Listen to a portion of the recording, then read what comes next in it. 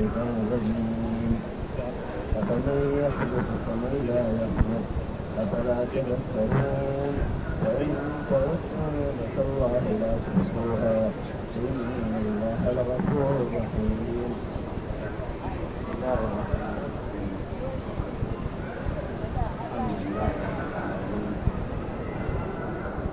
والصلاة والسلام على أشرف الأنبياء والمرسلين نبينا محمد وعلى آله وأصحابه ومن تبع هديه.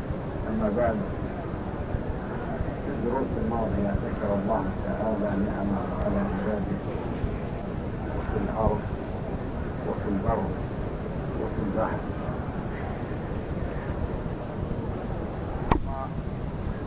بين جل وعلا أن من أوجد هذه النعم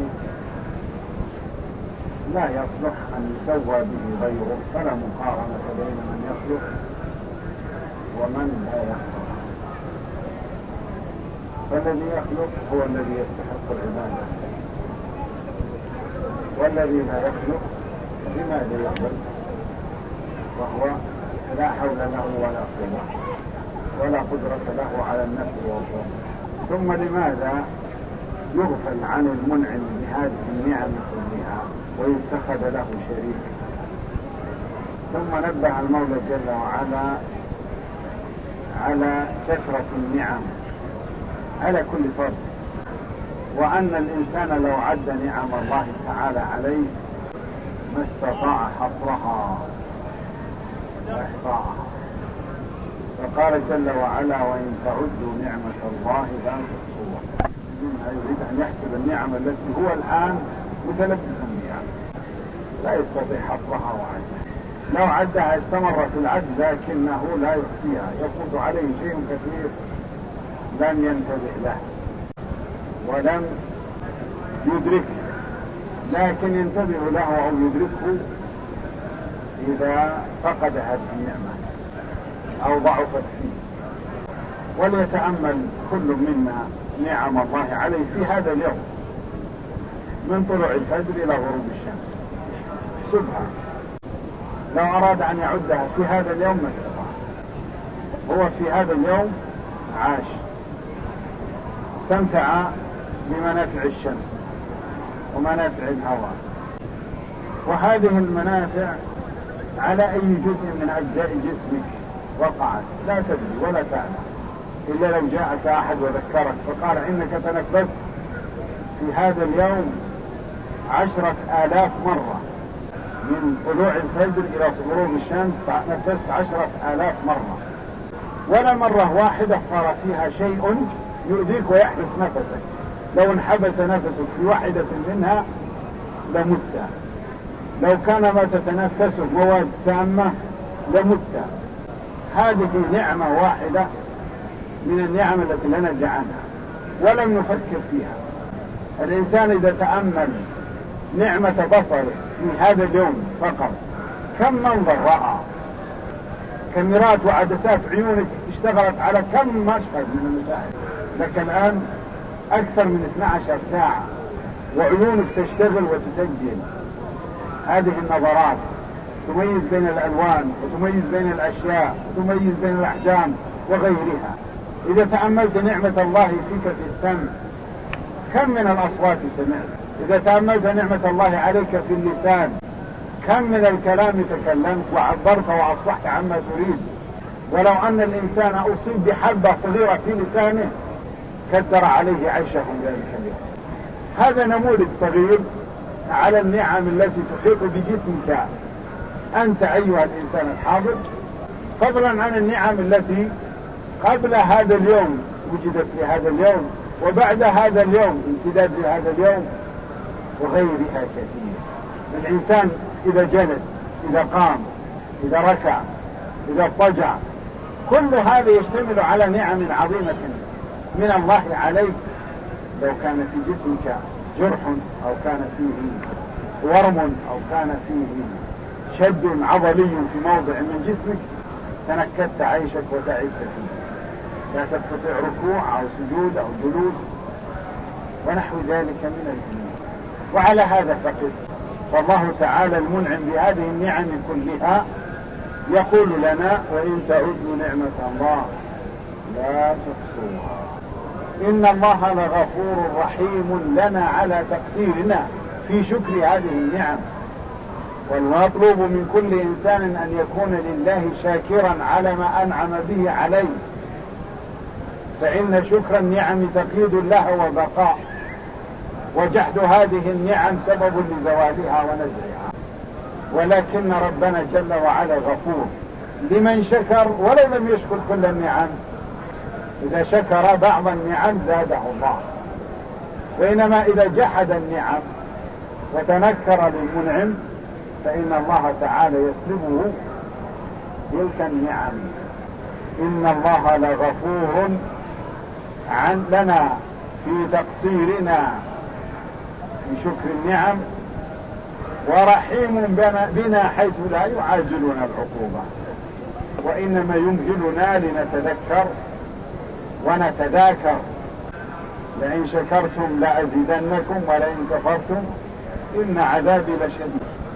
وكلمة يقولها الإنسان في الصباح والمساء إذا قالها شكر نعم الله عليه كلها في ذلك اليوم. إذا قالها في المساء: اللهم ما أمسى بي من نعمة أو بأحد من خلقك فمنك وحدك لا شريك لك فلك الحمد ولك الشكر على ذلك. وإذا قال: اللهم لك الحمد كما ينبغي لجلال وجهك وعظيم سلطانك، وضعت له تحت العرش. هذه النعم من الله تعالى لشكر النعم. الإنسان الذي يوفق لشكر النعم هي نعمة تحتاج إلى شكر، والشكر على النعم نعمة تحتاج إلى شكر. بينما كثير من الناس لا يوفق لشكر النعم، ويظل سارحا مارحا غافلا لاهيا في دنياه ناسيا لنعم الله تعالى عليه. فمن يوفق بشكر الله فإنه من أهل الفلاح والفوز.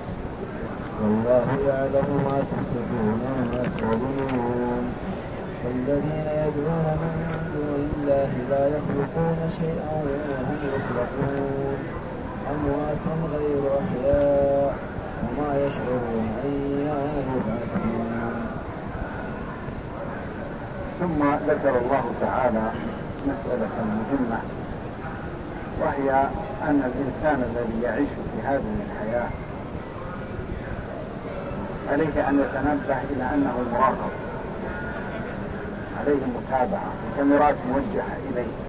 يقول تعالى: والله يعلم ما تسرون وما تعلنون، فإن الله تعالى مطلع على كل أعمالكم السرية والجهرية، العلنية والخفية. كان الأمر هكذا فلا بد أن ينتبه الإنسان ليدرك أنه مراقب وأنه محاسب مثاب أو معاقب، وأنه مهما اختفى فإنه لن يخفى على الله جل وعلا. فالله تعالى يعلم السر وأخفى، يعلم ما تسرون وما تعلنون من قول أو فعل أو ترك. إذا أن الإنسان عندما يريد أن يأوي إلى فراشه يضع الستائر عن الشباك ويشعل المكيف ويطفئ الأنوار ويغلق الأبواب ويضع الساعة على 7 لأجل أنه يذهب إلى الدوام. فالله تبارك وتعالى يعلم هذا الأمر ولو لم يطلع عليه أحد من الناس.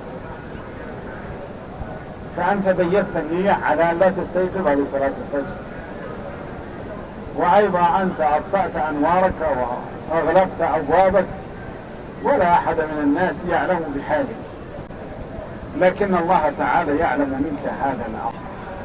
بينما الآخر الذي عمل مثل هذا العمل وركب الساعة إلى طلوع الفجر لأجل أن يقوم يصلي، فالله تعالى يعلم بحاله أيضا. فهل هما في الميزان سواء؟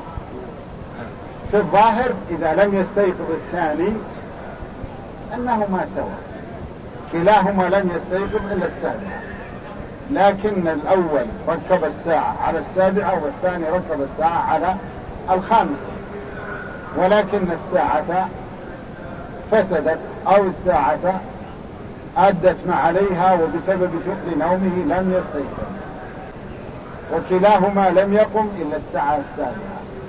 هل هما سواء عند الله؟ لا، لأن الأول تعمد أن يترك الصلاة والثاني حرص على أن يصلي الصلاة في وقتها ولكن لم ييسر له، فالثاني مثاب بسبب أن الله يعلم السر.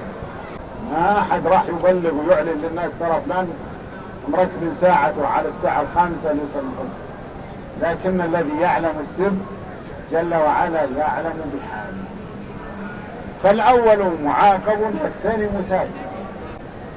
وعلى هذا فلا يظن الإنسان أنه إذا كان بمكان لا يراه الناس أن الله لا يراه، فإن الله تعالى يعلم ما تسرون وما تعلنون. ثم نبه إلى مسألة هامة فقال جل وعلا: والذين يدعون من دون الله لا يخلقون شيئا وهم يخلقون أموات غير أحياء وما يشعرون أيان يبعثون.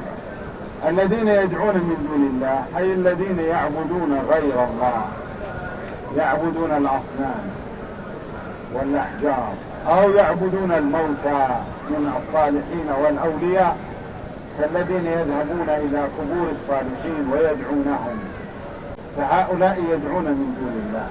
هل هؤلاء الذين يدعون يخلقون أم أنهم هم يخلقون؟ الله تعالى يقول: لا يخلقون شيئا وهم يخلقون. هذا كلام ربنا جل وعلا.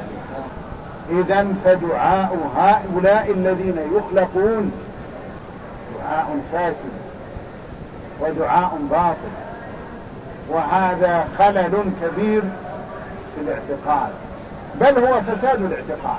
ولا ينفع الإنسان الذي هذا عمل قوله لا إله، لأنه في حقيقة أمره يقول إله غير الله، وإن ردد بلسانه هذا الكلام إلا أنه في عقيدته أنه يوجد عنده إله هو صاحب هذا القبر يصلح أن يكون إلها ويلجأ إليه، بينما هو لا يخلق شيئا بل إنه هو يخلق. وهذا من أقبح الأفعال أن يلجأ الإنسان للمخلوق ويترك الخالق. أموات غير أحياء، أي هم أموات منذ مئات السنين توفوا، لا ينفعون أنفسهم فكيف ينفعون غيرهم؟ والإنسان إذا مات انقطع عمله، توقف عمله، إلا من ثلاث: صدقة جارية أو علم ينتفع به ولد صالح يدعو له. إذن هو لا يستطيع أن ينفع نفسه، ولكن غيره ينفعه أو عمله الذي كان قبل الممات ينفعه. أما بعد وفاته فتوقف إنتاجه للعمل، فكيف ينفع غيره؟ وهذا من أكبر أنواع الحماقة والجهل والسفاهة، وما يلجأ إليه بعض الناس من الذهاب للأضرحة واعتقاد أنهم ينفعون أو يسمعون أو يجيبون، هذا منتهى الخبث والفساد. يقول تعالى: وما يشعرون أيان يبعثون، يعني لا يدرون متى تكون الساعة ولا كيف يكون حالهم فيها ولا ماذا يواجههم فيها. وإذا كان هذا حالهم فلا يصلح أن يكون. وهذه القضايا مع الأسف الشديد مع تقدم العلم وكثرة وسائله إلا أنها لا تزال موجودة، ليس في مناطق الكفار بل في مناطق المسلمين.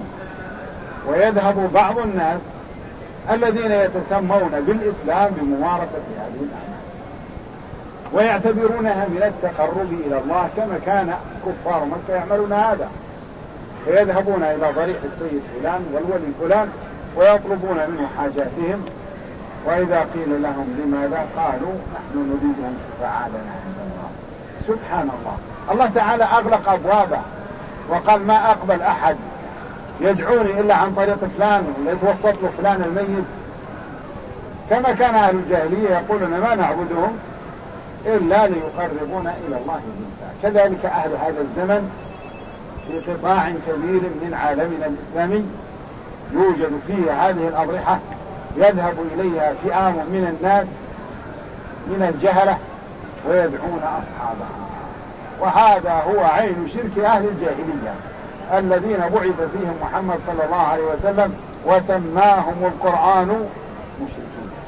فهل ينتبه الناس لهذا وينبه من يتقون به ممن يمارس هذه الأعمال ويحذرونهم من الوقوع في هذا الأمر وينبهونهم إلى معنى التوحيد وكيفية العبادة ولمن تكون؟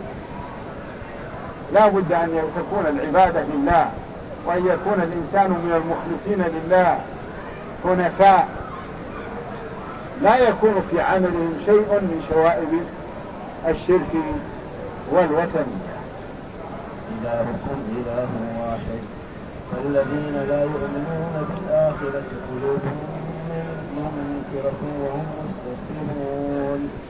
لا جرم أن الله يعلم ما يسرون وما يعلنون إنه لا يحب المستكبرين.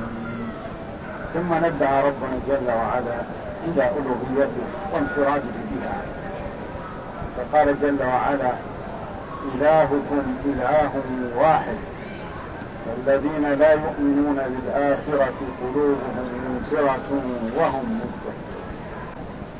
ربكم إله واحد، ليس ثلاثة كما يقول النصارى، إنما الله إله واحد. لا تقولوا ثلاثة، ولا تقولوا عزير ابن الله أو المسيح ابن الله، فهذه مقولة أهل الكتاب الذي جاء به الأنبياء جميعا كلهم يدعون إلى عبادة الله وحده لا شريك له، وكل نبي يأتي قومه يقول لهم أن اعبدوا الله. وهنا يقول جل وعلا إلهكم إله واحد، ليس أب وابن. قل هو الله أحد الله الصمد لم يلد ولم يولد ولم يكن له كفوا أحد. الله تعالى إله واحد لا شريك له في ألوهيته ولا في ربوبيته ولا في أسمائه وصفاته. قال جل وعلا فالذين لا يؤمنون بالآخرة قلوبهم منكرة وهم مستكبرون. قلوبهم الذين لا يؤمنون بالآخرة يعني لا يصدقون بالبعث، لا يصدقون بالحشر، لا يصدقون بالجنة والنار، لا يصدقون بالميزان ولا بالصراط ولا بالحساب والجزاء. هؤلاء يقولون إن هي إلا حياتنا الدنيا نموت ونحيا وما يهلكنا إلا الدهر، ويقولون إذا متنا وكنا ترابا وعظاما أئنا لمبعوثون أو آباؤنا الأولون. قل إن الأولين والآخرين لمجموعون إلى ميقات يوم معلوم ثم إنكم أيها الضالون المكذبون لآكلون من شجر من زقوم فمالئون منها البطون فشاربون عليه من الحميم فشاربون شرب الهيم.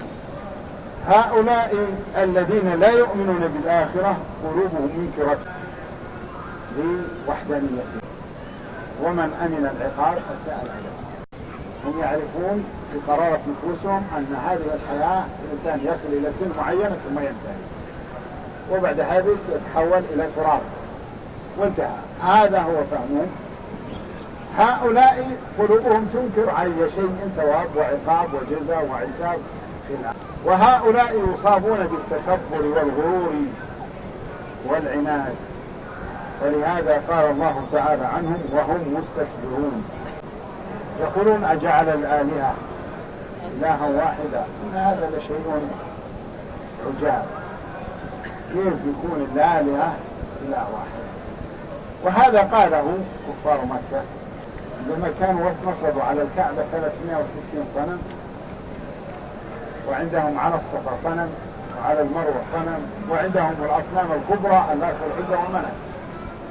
ومن كل هذه الآلهة نلغيها ونقول إنه فيه إله واحد هو الذي يذكره محمد، ونقول عليه الصلاة والسلام نلغي هذه الآلهة، نخاف منها، وكل هالآلهة هذه تصير ملغاة. هذا شيء عجيب لا نقبل. فلهذا كانوا على تلك العقيدة السيئة ويتكبرون عن سماع الحق وعن الإصغاء إليه. يقول الله تعالى عنهم: لا جرم أن الله يعلم ما يسرون وما يعلنون إنه لا يحب المستكبرين. قوله جل وعلا لا جرم بمعنى حقا، حقا أن الله يعلم ما يسرون من الكلام بينهم من التواطؤ والتعامل على رسول الله صلى الله عليه وسلم وغير ذلك، وما يعلنونه من أمور يتحدون فيها النبي عليه الصلاة والسلام في هذا المطاف، حيث كانوا يعترضونه ويحاولون النيل منه وهموا بقتله وهو ساجد وغير ذلك من الأمور التي كانوا يريدون أن يعملوا في إزهاق روح النبي عليه الصلاة والسلام. الله تعالى يعلم هذه الأشياء كلها وما يعملونه من أمور يتقربون بها إلى أصنامهم. ثم ذكر جل وعلا أنه لا يحب المستكبرين، ومن التكبر الكفر، حيث أن الإنسان لا يقبل دعوة الحق. والأمم التي لم تقبل دعوة الرسل عليهم الصلاة والسلام كل تلك الأمم دافعهم هو التكبر والاستكبار في الأرض ومكر السيء، ولكن لا يحيق المكر السيء إلا بها. فالله تعالى أخبر أنه يكره هؤلاء ويبغضهم ولا يحبهم، وإذا كان الله تعالى لا يحبهم فإنه يبغضهم ويكرههم، وهذه صفة لله تعالى حقيقية على ما يليق بجلاله وعظمته. فمن يكرهه الله من يحبه؟ الشيطان سوف يتخلى عنه، الذي يدعوه إلى هذا الأمر في الوقت العصيب يتخلى عنه ويظهر أنه لا دخل له في هذا الأمر، يقول ما كان لي عليكم من سلطان إلا أن دعوتكم فاستجبتم لي فلا تلوموني ولوموا أنفسكم ما أنا بمصرخكم وما أنتم بمصرخين. إذا كان أستاذهم وقائدهم ومعلمهم يتخلى عنهم فمن يكون لهم ناصرا؟ والأمر كله لله ولا حول ولا قوة إلا بالله. وإذا قيل لهم ماذا أنزل ربكم قالوا أساطير الأولين ليحملوا أوزارهم كاملة يوم القيامة ومن أوزار الذين يضلونهم بغير علم ألا ساء ما يزرون. ثم ذكر المولى تبارك وتعالى أنه إذا أراد أحد أن يتفاهم مع هذا الصنف ويبين لهم الحق ويناقشهم فيما نزل من القرآن أنهم يستهزئون ويسخرون.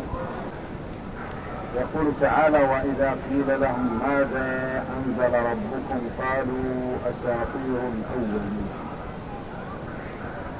قال لهم هذا القرآن الذي جاء به محمد عليه الصلاة والسلام أنزله الله على رسوله صلى الله عليه وسلم. يقولون لا، هذا غير صحيح، هذا من القصص والحكايات التي يذكرها الأوائل، ومحمد ونقول عليه الصلاة والسلام إنما أخذها من القصاصين وحكايات الأوائل الذين يذكرون القصص.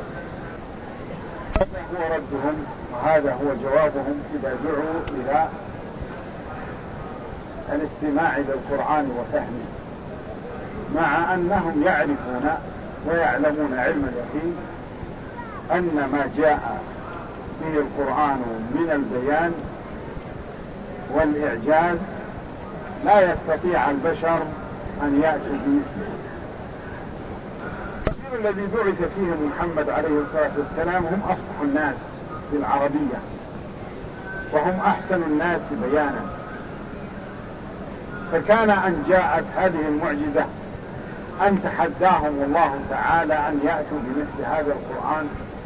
لو اجتمعوا هم والجن وتعاونوا على أن يأتوا بمثل هذا القرآن لا يأتون بمثله ولو كان بعضهم ببعض ظهيرا. كان هذا هو شأنه فليس يستطيع الأول.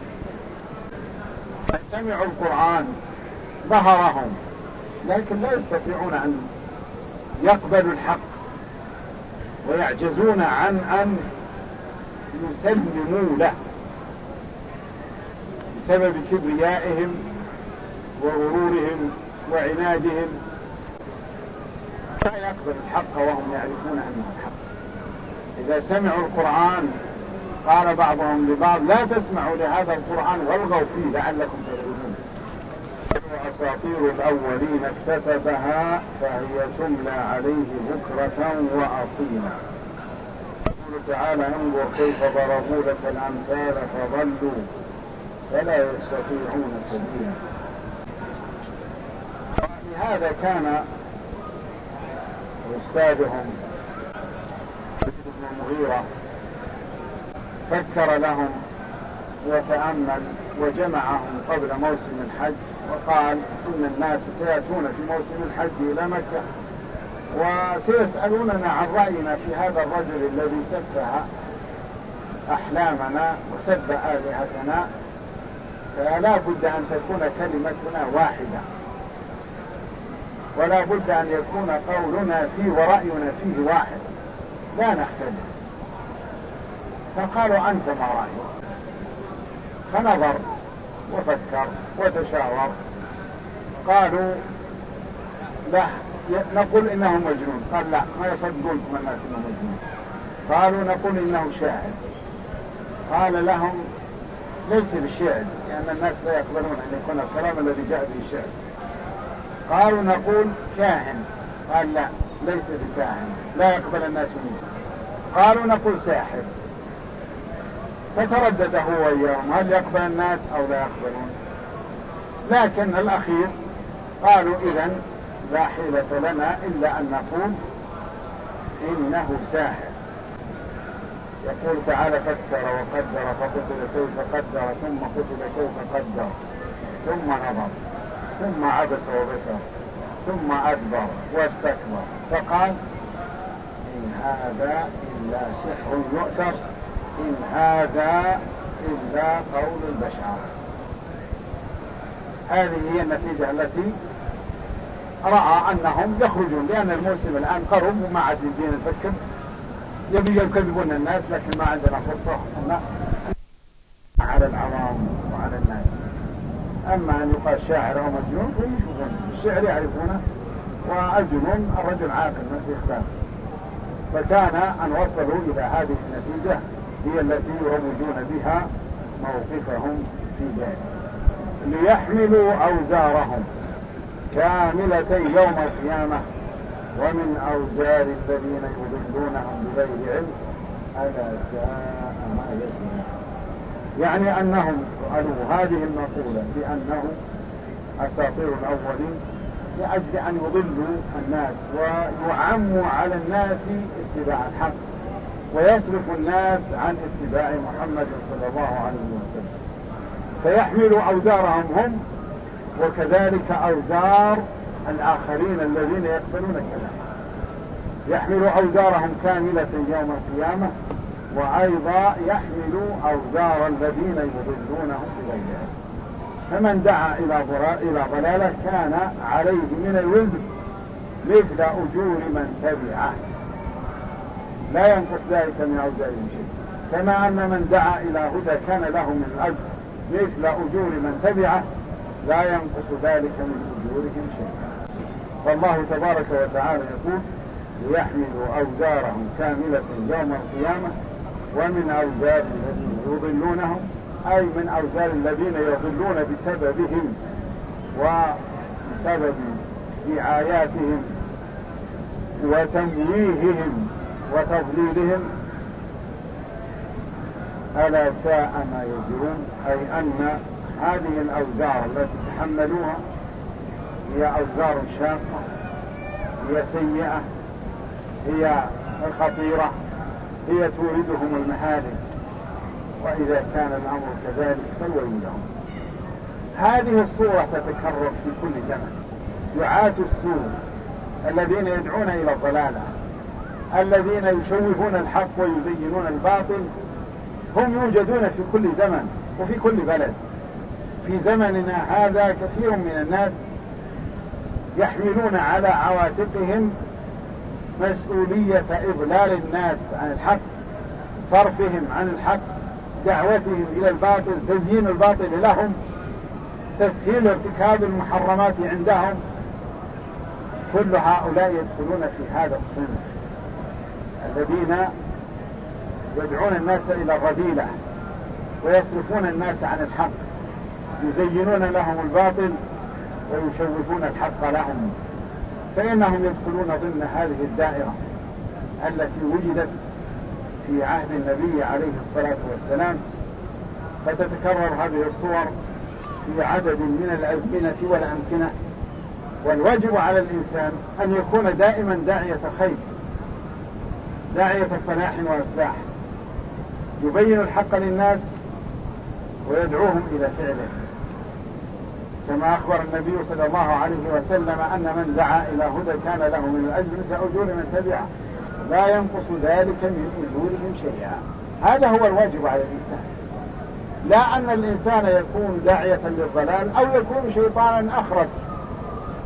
أحيانا بعض الناس يعرف الحق ويسمع صاحب الباطل يظهر باطله فلا يمنعه ولا ينكر عليه، وحينئذ سكوتك مع قدرتك على الإنكار مشاركة لهذا الداعية للضلال.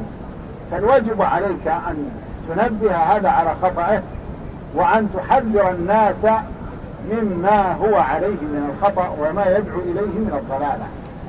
فإن سكت كنت شريكا له وأنت قادر على الإنكار. أما ما يعمله قطاع كبير منه وخاصة في بعض وسائل الإعلام من صحافة وغيرها من دعوة إلى التخلي عن بعض ثوابت الدين أو الدعوة إلى بعض الأمور الباطلة وتسهيل أمرها، فهذا من جنس أهل الجاهلية الذين قالوا عن القرآن إنه أساطير الأول. فليكن الإنسان على حذر من أن ينخدع بمثل هذه الصراحات والأباطيل، ويكون محصنا نفسه وأولاده، مربيا من تحت يده على معرفة الحق والحذر من الباطل. فإن التربية الإسلامية هي التي تحصن الناشئة عن أن يقعوا في هذه المسالك ويظلوا أمام هذه الدعايات المغرضة. نسأل الله جل وعلا أن يهدينا سواء السبيل، وأن يصلح لنا ديننا الذي هو عصمة أمرنا، وأن يصلح لنا دنيانا التي فيها معاشنا، وأن يصلح لنا آخرتنا التي إليها معادنا، وأن يجعل الحياة زيادة لنا في كل خير والموت راحة لنا من كل شر، وأن يغنينا بحلاله عن حرامه وبطاعته عن معصيته وبفضله عن سواه. ونسأله جل وعلا العفو والعافية والمعافاة الدائمة لنا ولوالدينا وذرياتنا وإخواننا المؤمنين. وصلى الله على نبينا محمد وآله وصحبه وسلم.